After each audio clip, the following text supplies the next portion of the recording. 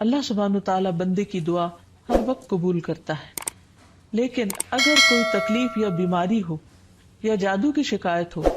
تو اس کے لیے باقاعدہ طریقے پر بیٹھ کر اپنے رب کو پکارنا، قبولیت کے اوقات میں رب کو پکارنا بہت ضروری ہے، کیونکہ جتنی بڑی مشکل ہوتی ہے اس سے نجات کے لیے اتنی ہی بڑی ایفرٹ بھی لگانی پڑتی ہے۔ اس لیے ضروری ہے کہ اللہ تعالیٰ سے بہت اچھی طرح دعا کی جائے، گڑ گڑا کر، اور اس سے پہلے اللہ تعالیٰ کی حمد و ثنا اور تعریف کے کلمات کہنا نہ بھولیے۔ سبحان اللہ والحمد للہ ولا الہ الا اللہ واللہ اکبر ولا حول ولا قوۃ الا باللہ۔ سبحان اللہ، پاک ہے اللہ، اللہ ہی کی تسبیح ہے، والحمد للہ، اب سب تعریف اللہ کے لیے ہے، ولا الہ الا اللہ، اور نہیں کوئی الہ مگر اللہ، واللہ اکبر، اور اللہ سب سے بڑا ہے، ولا حول ولا قوۃ الا باللہ، اور کسی قسم کی نیکی کرنے کی طاقت اور گناہ سے بچنے کی طاقت نہیں انسان کے پاس مگر اللہ ہی کی مدد سے۔ اسی طرح کسی بھی تکلیف اور کسی بھی بیماری سے نجات صرف اللہ سبحانہ وتعالیٰ کی مدد سے ہی ہو سکتی ہے۔ تو جہاں تک جادو کا تعلق ہے تو اس سلسلے میں یاد رکھیے کہ جادو کے بہرحال اپنے اثرات ہوتے ہیں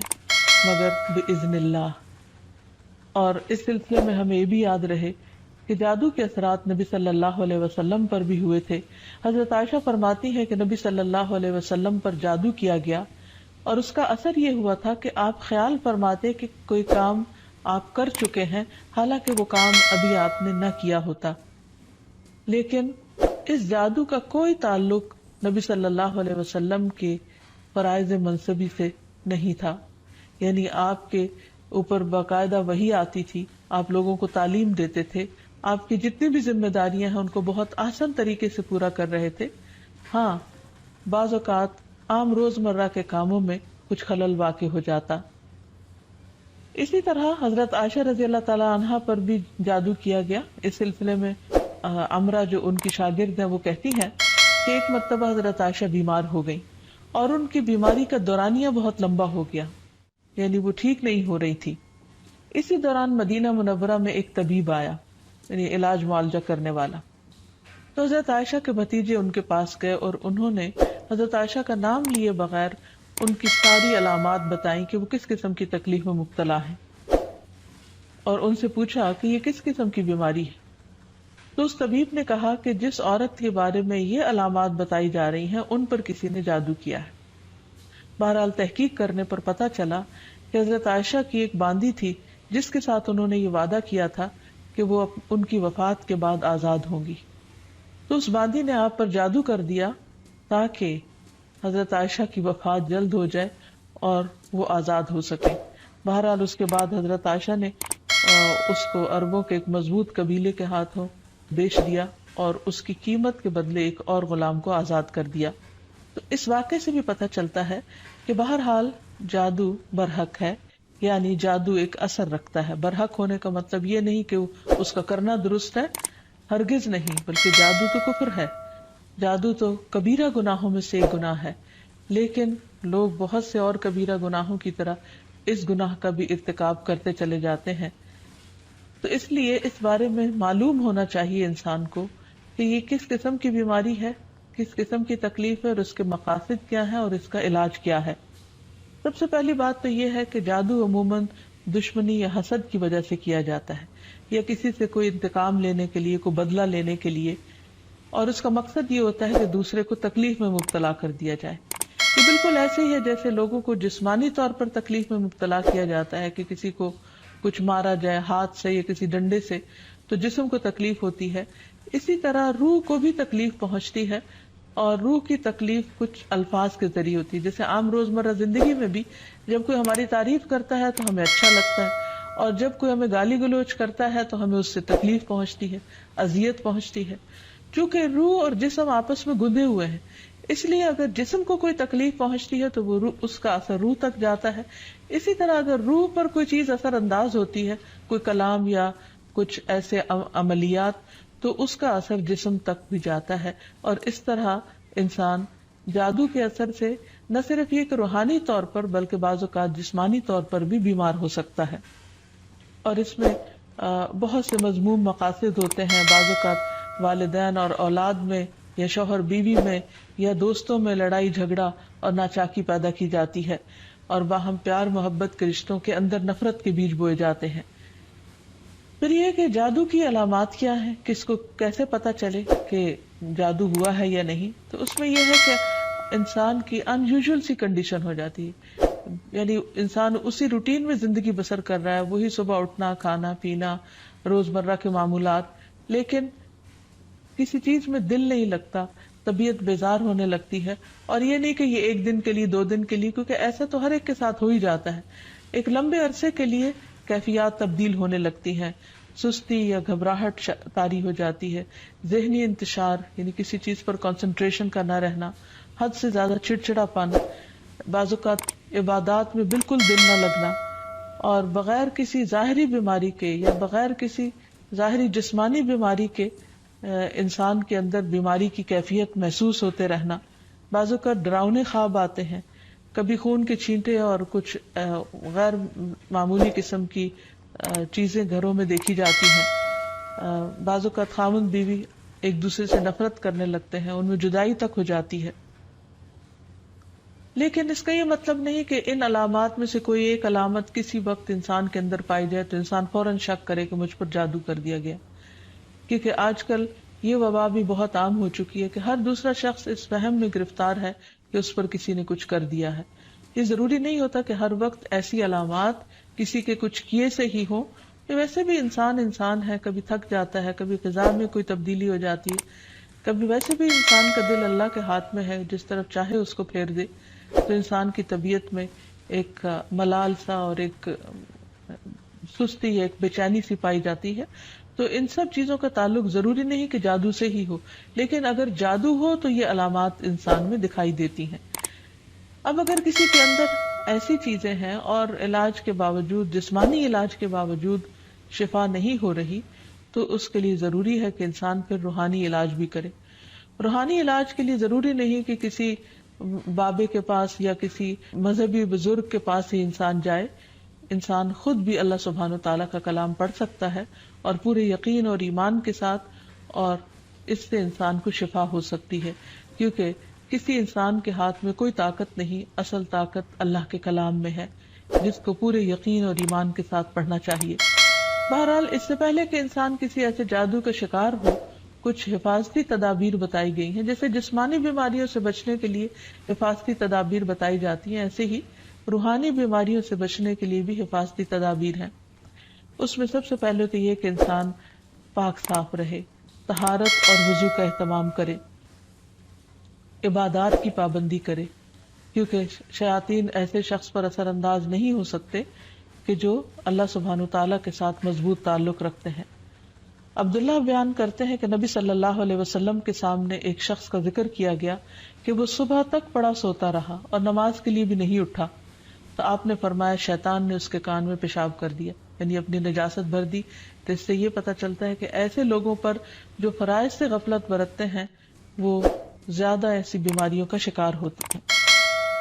اسی طرح عبادات کی پابندی بہت ضروری ہے، کیونکہ جب انسان اللہ تعالیٰ کے آگے جھکتا ہے، اللہ تعالیٰ کے ساتھ اس کا تعلق مضبوط ہوتا ہے، تو نہ تو وہ توہمات کا شکار ہوتا ہے اور نہ ہی وہ جادو اور مختلف چیزوں کا شکار ہوتا ہے، یعنی شیطانی اثرات اس پر کم سے کم ہوتے ہیں. اسی لیے نبی صلی اللہ علیہ وسلم کے سامنے جب ذکر کیا گیا کہ ایک شخص صبح تک پڑا سوتا رہا اور نماز کے لیے بھی نہیں اٹھا، تو اس پر آپ نے فرمایا کہ شیطان نے اس کے کان میں پیشاب کر دیا ہے، یعنی اپنی نجاست اس میں ڈال دی ہے. تو جو شخص شیطانی نجاست کے اثر میں ہو، پھر وہ سب سے بڑی بیماری اس کو لاحق ہو جاتی ہے، چاہے اس کو جادو کہیں یا کچھ اور. لیکن حقیقت یہ ہے کہ انسان جب اللہ کا اطاعت گزار بنتا ہے، رب کا فرما بردار بنتا ہے، تو شیطان اس کو اپنے کنٹرول میں نہیں لے سکتا، کیونکہ اللہ تعالیٰ فرماتے ہیں ان عبادی لیس لک علیہم سلطان، میرے بندے تیرا ان پر کوئی زور نہیں چلتا، کوئی زور نہیں چل سکے گا. ایک اور جگہ پر فرمایا الا عبادک المخلصین، مگر تیرے چنے ہوئے بندے. تو ہمیں ایسے بندوں میں شامل ہو جانا چاہیے جو اللہ کے محبوب ہیں، اللہ کے چنے ہوئے ہیں، اور اس کے لیے اللہ تعالیٰ نے جو ہمیں احکامات دیے ہیں، جو طریقے سکھائے ہیں، ان کے مطابق زندگی بسر کی جائے۔ پھر اسی طرح یہ ہے کہ کثرت سے اللہ تعالیٰ کا ذکر کیا جائے، خصوصاً استغفار، کیونکہ بہت سی تکلیفیں انسان کے اپنے ہی گناہوں کی وجہ سے آتی ہیں۔ جیسے آتا ہے ما اصابکم من مصیبت فبما کسبت ایدیکم، جو بھی مصیبت تم کو پہنچی وہ تمہارے اپنے ہاتھوں کی کمائی کی وجہ سے تھی۔ پھر اسی طرح اپنے گھروں کو تصاویر اور مجسموں سے پاک کرنا چاہیے، کیونکہ رسول اللہ صلی اللہ علیہ وسلم نے فرمایا فرشتے اس گھر میں داخل نہیں ہوتے جہاں کتا اور تصویر ہوتا ہے۔ پھر حفاظتی تدابیر میں سے یہ بھی ہے کہ انسان اپنے کھانے پینے کی عادات کو درست کرے، اور اس میں خصوصاً نبی صلی اللہ علیہ وسلم نے صبح کے وقت اجوا کھجور کھانے کا حکم دیا۔ آپ نے فرمایا جو شخص صبح کے وقت 7 کھجوریں کھائے گا یعنی اجوا، اس روز جادو اور زہر سے بچا رہے گا، یعنی اس کے اندر اتنی امیونٹی پیدا ہو جاتی ہے کہ پھر برے اثرات، زہریلے اثرات اس کو نقصان نہیں دے سکتے۔ پھر اسی طرح مختلف مواقع پر مسنون اذکار کا اہتمام کرنا، مثلاً بیت الخلاء جاتے وقت نبی صلی اللہ علیہ وسلم نے سکھایا اللہم انی اعوذ بک من الخبث والخبائث، اے اللہ بے شک میں ناپاک جنوں اور جننیوں سے تیری پناہ چاہتا ہوں، کیونکہ جادو میں بھی عموماً جنات کو استعمال کیا جاتا ہے اور وہ گندی جگہوں پر رہنا پسند کرتے ہیں، اسی لیے جب کوئی بیت الخلاء جائے تو یہ دعا پڑھ لے تو انشاءاللہ اس سے ان کے شر سے محفوظ رہے گا۔ پھر اسی طرح آپ نے فرمایا جنوں کی آنکھوں اور بنی آدم کی شرم گاہوں کا پردہ یہ ہے کہ جب کوئی بیت الخلاء جائے تو بسم اللہ پڑھ لے تو کوئی بھی اس کو پھر دیکھ نہیں سکتا۔ پھر اسی طرح شوہر بیوی کے خاص تعلق میں بھی دعا سکھائی گئی، بسم اللہ اللہم جنبنا الشیطان وجنب الشیطان ما رزقتنا، اللہ کے نام کے ساتھ میں شروع کرتا ہوں، اے اللہ ہمیں شیطان سے بچا اور شیطان کو اس چیز سے دور رکھ جو اس کے نتیجے میں تو ہمیں عطا فرمائے۔ تو آپ نے فرمایا کہ اگر اس کے بعد میاں بیوی کو کوئی اولاد ملے گی تو شیطان اسے نقصان نہیں پہنچا سکتا۔ اسی طرح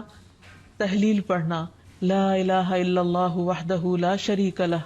لہ الملک ولہ الحمد وہو علی کل شیء قدیر، کہ اللہ کے سوا کوئی معبود نہیں، تنہا ہے، اس کا کوئی شریک نہیں، اسی کے لیے بادشاہی ہے اور اسی کے لیے تعریفیں ہیں اور وہ ہر چیز پر قدرت رکھنے والا ہے۔ دن میں جو شخص 100 دفعہ اس کو پڑھے گا اس کے لیے 10 غلاموں کو آزاد کرنے کا ثواب ہے، 100 نیکیاں لکھی جائیں گی، 100 برائیاں مٹائی جائیں گی، اور خصوصاً اس دن وہ شام تک شیطان کے شر سے محفوظ رہے گا، اور کوئی شخص اس دن اس سے بہتر عمل کرنے والا نہیں سمجھا جائے گا سوائے اس کے جو اس سے زیادہ اس کو پڑھے۔ پھر اسی طرح انسان ہر معاملے میں جہاں بھی انسان کو مشکل ہو اللہ تعالیٰ کی پناہ میں اپنے آپ کو دے۔ تو خلاصہ کلام یہ ہے کہ انسان اپنے آپ کو مختلف طرح کے توہمات سے بھی بچائے اور ہر چھوٹی بڑی بات کو جادو قرار نہ دے، یا کسی کام کو کرنے کا ارادہ نہ ہو تو یہ سوچے کہ مجھ پر جادو کر دیا گیا ہے اس لیے میں اس کام کو نہیں کر سکتا، تو یہ دراصل شیطانی وسوسے ہوتے ہیں، اس لیے ان سے بچنا بھی ضروری ہے۔ بہرحال اگر ایسے وسوسے ہوں یا حقیقت میں کوئی بیماری ہو تو اس کا علاج بھی بتایا گیا ہے، کیونکہ کوئی بیماری ایسی نہیں کہ جو قابل علاج نہ ہو۔ رسول اللہ صلی اللہ علیہ وسلم نے فرمایا ہر بیماری کے لیے دوا ہے، جب کسی مریض کو صحیح طریقے پر بیماری کی دوا پہنچتی ہے تو وہ اللہ تعالیٰ کے حکم سے درست ہو جاتا ہے۔ اسی طرح جادو بھی ایک بیماری ہے اور اس بیماری کا علاج بھی قرآن و سنت میں موجود ہے۔ اس کے لیے سب سے پہلے تو یہ پتہ لگانے کی ضرورت ہے کہ کیا واقعی جادو ہے بھی یا نہیں، اور اس میں ہم دیکھتے ہیں کہ نبی صلی اللہ علیہ وسلم کو خواب کے ذریعے دکھایا گیا تھا کہ ان پر جو جادو کیا گیا ہے وہ کہاں پر دبایا گیا ہے، تو آپ نے اس کو نکلوایا تھا۔ لیکن ضروری نہیں کہ ہم میں سے ہر ایک کو یہ پتہ چل سکے کہ جادو ہے کا، اول تو ہو سکتا ہو ہی نہ، صرف توہم ہی ہو، ایک خیال ہی ہو کسی کا، کیونکہ بعض چیزیں انسان جب بار بار سوچتا ہے تو وہ اس کو حقیقت معلوم ہونے لگتی ہے۔ لیکن اگر انسان کو کوئی ایسا خواب آ جائے تو ٹھیک ہے، اور اگر نہیں بھی آتا تو انسان اللہ سبحانہ و تعالیٰ کا ذکر کرتا رہے اور اس کے ذریعے علاج کرے۔ اس میں خاص طور پر شرعی دم جسے رقیہ شرعیہ کہا جاتا ہے، آج کل مختلف قراء کی آواز میں قرآن مجید کی سلیکٹڈ آیات ریکارڈ کر دی گئی ہیں، مریض اس کو بار بار سنتا رہے تو انشاءاللہ اس کا توڑ ہو جائے گا۔ پھر اسی طرح اللہ تعالیٰ کی کتاب سے علاج، کیونکہ قرآن مجید میں آتا ہے وَنُنَزِّلُ مِنَ الْقُرْآنِ مَا هُوَ شِفَاءٌ وَرَحْمَةٌ لِّلْمُؤْمِنِينَ، اور ہم قرآن کے ذریعے سے وہ چیز نازل کرتے ہیں جو مومنوں کے لیے شفا اور رحمت ہے۔ تو قرآن مجید میں جیسے سب سے پہلے سورۃ الفاتحہ پڑھنا، کیونکہ اس کے اندر اللہ تعالیٰ سے مدد مانگی جاتی ہے، ایاک نعبد و ایاک نستعین، صرف تیری ہم عبادت کرتے ہیں اور صرف تجھی سے ہم مدد چاہتے ہیں کہ یا اللہ تو ہماری اس بیماری اور تکلیف کو دور فرما دے۔ پھر اسی طرح آیت الکرسی، کیونکہ جب انسان آیت الکرسی پڑھتا ہے تو اللہ سبحانہ وتعالیٰ کی طرف سے اس کے لیے ایک خاص محافظ مقرر کر دیا جاتا ہے، اور اگر رات کو انسان پڑھ کر سوتا ہے تو صبح تک وہ فرشتہ انسان کی حفاظت کرتا ہے۔ پھر اسی طرح سورۃ البقرہ کا پڑھنا، رسول اللہ صلی اللہ علیہ وسلم نے فرمایا سورۃ البقرہ پڑھا کرو، کیونکہ اس کا پڑھنا باعث برکت ہے، اسے چھوڑنا باعث حسرت ہے، اور اس کے پڑھنے والے پر جادوگر قدرت نہیں پا سکتے۔ یعنی جو شخص قرآن پڑھتا ہے، خصوصاً سورۃ البقرہ پڑھتا رہتا ہے، تو کسی کا جادو اس شخص پر اثر نہیں کرتا۔ پھر اسی طرح معوذات پڑھنا، رسول اللہ صلی اللہ علیہ وسلم نے فرمایا صبح اور شام 3 بار معوذات کہہ لو تو یہ تمہاری ہر چیز سے کفایت کریں گی، یعنی سورۃ الاخلاص، قل اعوذ برب الفلق اور قل اعوذ برب الناس۔ اس کے علاوہ بھی مریض قرآن مجید کی تلاوت کثرت کے ساتھ کرتا رہے، اور پھر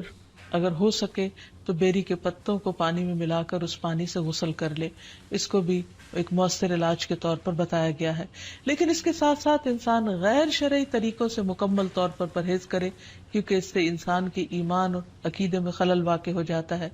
رسول اللہ صلی اللہ علیہ وسلم نے فرمایا جس نے حرام چیز کے ساتھ علاج کیا اللہ تعالیٰ اس کے لیے اس میں شفا نہیں بنائے گا، یعنی اس کو پھر فائدہ نہیں ہوگا۔ پھر اسی طرح جادو کا علاج جادو سے نہیں کرنا چاہیے، یعنی اگر انسان کو کبھی ایسا وہم ہو تو جادوگروں کے پاس نہ جائے یا ایسے طریقے اختیار نہ کرے کہ جس سے جو ہمارے دین میں نہیں یا ہماری شریعت کے خلاف جاتے ہیں۔ رسول اللہ صلی اللہ علیہ وسلم نے فرمایا جو جادو کرے یا جادو کروائے یا جو کسی کاہن کے پاس آئے اور اس کی بات کی تصدیق کرے تو اس نے اس چیز کا انکار کیا جو محمد صلی اللہ علیہ وسلم پر نازل ہوئی۔ اسی لیے غیر شرعی جھاڑ پھونک سے مکمل اجتناب کرنا چاہیے۔ نبی صلی اللہ علیہ وسلم سے نشرہ کے بارے میں دریافت کیا گیا تو آپ نے فرمایا یہ شیطانی عمل ہے۔ اور نشرہ کیا ہوتا ہے؟ جن یا جادو اتارنے کے لیے شرکیہ یا جاہلانہ منتر پڑھنا اور یا پڑھوانا۔ تو ایسے الفاظ جس کا بعض اوقات معنی معلوم نہیں ہوتا اور یہ بھی نہیں پتا ہوتا کہ اللہ تعالیٰ کو پکارا جا رہا ہے یا کسی جن یا کسی اور شیطان کو پکارا جا رہا ہے اور اس سے مدد لی جا رہی ہے، تو اس لیے کسی بھی ایسے کلام کو پڑھنا یا کسی سے پڑھوانا درست نہیں۔ پھر اسی طرح کاہنوں اور نجومیوں کے پاس جانے سے منع کیا گیا۔ نبی صلی اللہ علیہ وسلم نے فرمایا جس نے کسی نجومی کے پاس جا کر اس سے کسی چیز کے بارے میں سوال کیا تو اس کی 40 رات کی نمازیں قبول نہیں ہوگی، یعنی اس نے اپنے دین کی بربادی کر لی۔ تو اس لیے کسی کے پاس جانے کی بجائے خود انسان زیادہ سے زیادہ قرآن مجید پڑھے، اور اگر وہ پڑھا ہوا نہیں تو آج ہر طرف بہت سی کیسیٹس اور سی ڈیز اور ایسی چیزیں ملتی ہیں کہ جس سے انسان قرآن مجید کی تلاوت مسلسل سن سکتا ہے۔ ہو سکے تو مکمل قرآن مجید ایک ہفتے میں سن کر اپنے بیماری کا علاج کیا جائے۔ پھر اسی طرح یہ ہے کہ باقی دعائیں بھی جو جادو کے توڑ کی بتائی گئی ہیں ان کو پڑھتے رہنا انسان کو فائدہ دیتا ہے، جس میں خاص طور پر اور آخر میں یہ 2 خاص دعائیں جو نبی صلی اللہ علیہ وسلم نے جنات اور جادو کے شر سے بچنے کے لیے سکھائی ہیں، ان کو بار بار پڑھتا رہے، صبح و شام پڑھتا رہے حتیٰ کہ افاقہ ہو جائے۔ پہلی دعا ہے اعوذ بکلمات اللہ التامات التی لا یجاوزہن بر ولا فاجر من شر ما خلق وذرأ وبرأ ومن شر ما ينزل من السماء ومن شر ما يعرج فيها ومن شر ما ذرأ في الأرض ومن شر ما يخرج منها ومن شر فتن الليل والنهار ومن شر كل طارق إلا طارقا يطرق بخير يا رحمن۔ میں اللہ کے کامل کلمات کے ساتھ پناہ چاہتا ہوں جن سے آگے نہ تو کوئی نیک اور نہ ہی کوئی برا شخص بڑھ سکتا ہے، ہر اس چیز کے شر سے جس کو اس نے بنایا، پیدا کیا اور پھیلایا، اور ہر اس چیز کے شر سے جو آسمان سے اترتی ہے، اور ہر اس چیز کے شر سے جو اس میں چڑھتی ہے، اور ہر اس چیز کے شر سے جسے اس نے زمین میں پیدا کیا، اور اس چیز کے شر سے جو اس سے نکلتا ہے، اور رات اور دن کے فتنوں کے شر سے، اور رات